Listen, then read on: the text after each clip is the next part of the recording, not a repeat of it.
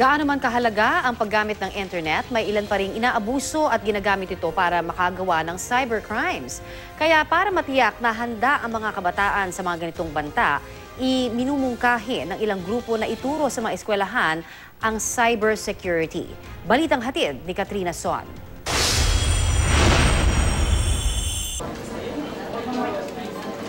Mula bata hanggang kahit kay lola, sanay na sa paggamit ng internet. Mas napapadali nga raw ang assignment ng mga estudyante dahil dito. Kaya naman iminumungkahi ng Philippine Computer Emergency Response Team na makakabuti raw kung saan maituturo ang cybersecurity sa mga paaralan.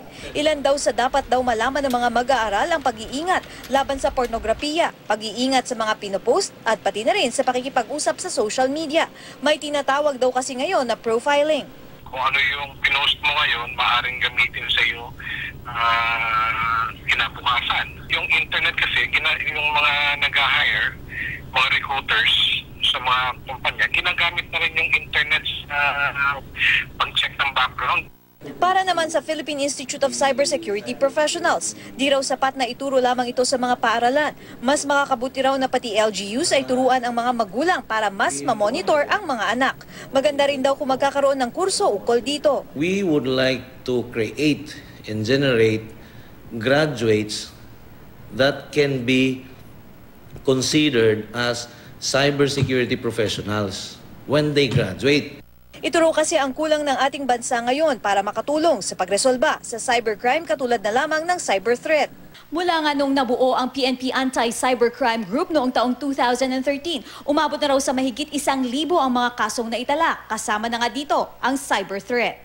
Sinasabi nating online threat or cyber threat, pagka tinakot mo yung isang tao gamit ang isang cellphone, gamit ng isang computer, gumamit ka ng social media, gumamit ka ng email, tinakot mo yung isang tao at natakot at na-identify ka, mas mataas yung penalty because ginamitan mo siya ng ICT.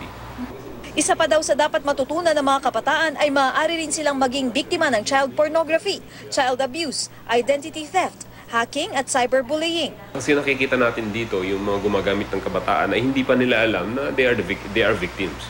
Kasi physically they were not abused or orally or through the email ay hindi pa sila abused.